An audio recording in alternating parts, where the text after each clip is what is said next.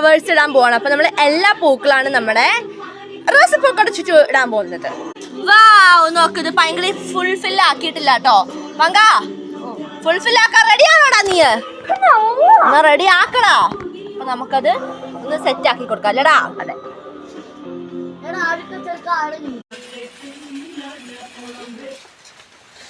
Guys, ഞാനൊരു design ഇവിടെ വരച്ചിട്ടുണ്ട് അല്ലേ മങ്ക?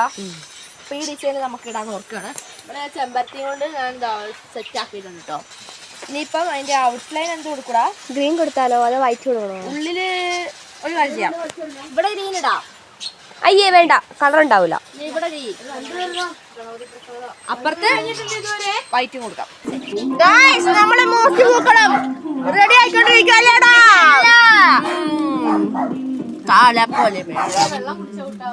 ഓ ഗായ്സ്, നമ്മളപ്പോ ഇത്രയും റെഡിയാക്കി വരുന്നുണ്ട് കേട്ടോ. ഇനിയിപ്പം കുറച്ചുകൂടി പ്ലാൻസ് ഉണ്ട്, അതും കൂടി നമുക്ക് റെഡിയാക്കാവേ. ഓ ഗായ്സ്, നമ്മൾ നോക്കി നമ്മള് തോരൻ വെക്കുന്ന റെഡ് ഇല ഉണ്ട്. ആ തോരൻ വെച്ച് കഴിയുമ്പോൾ ബീട്രൂട്ട് പോലെ ചുമന്ന കളറാവും. അപ്പൊ ആ ഇലയും കൂടി നമ്മുടെ ഈ പൂക്കളത്തിന്റെ എന്താ ഔട്ട്ലൈൻ ആയി കൊടുത്തപ്പോഴേക്ക് എന്റെ ദൈവമേ ഒരു രക്ഷയില്ല, കാണാൻ ഭയങ്കര സുന്ദരമായി പോയി. മോസ്റ്റ് സുന്ദരമായി പോയി. എങ്ങനെയുണ്ട് കാണാൻ ഗൈസ്? മറക്കരുത് അല്ലേ പങ്ക? അതെ, അടിപൊളി. ഓ വാവ് ഗൈസ്, ഇനി നമ്മുടെ അടുത്ത് ഓറഞ്ച് പൂച്ചിരി ബാക്കിയുണ്ട്. അതും കൂടി നമുക്ക് എവിടെയെങ്കിലും ഫില്ല് ചെയ്യണം. അപ്പൊ അതോടെ നമ്മുടെ പൂക്കളം ഇന്നത്തെ അടിപൊളിയാവും.